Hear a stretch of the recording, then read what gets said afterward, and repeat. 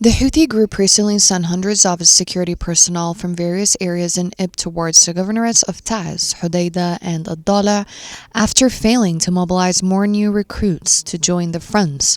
The Houthi coup had previously sent dozens of security personnel in previous days, some of whom belonged to the so-called general security units under the group's control in Ib,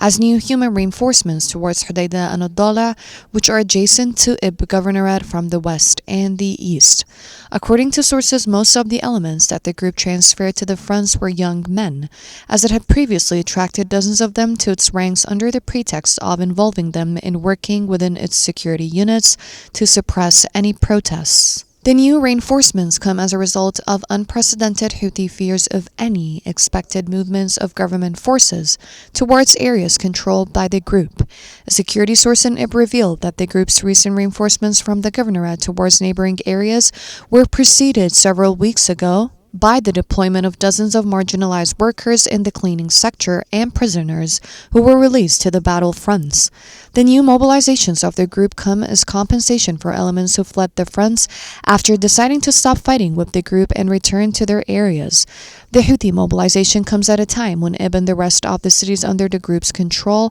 are still suffering from a severe deterioration in living conditions, the economy and security, accompanied by an unprecedented increase in the level of violations against civilians, which are carried out by gangs linked to the Houthi leaders.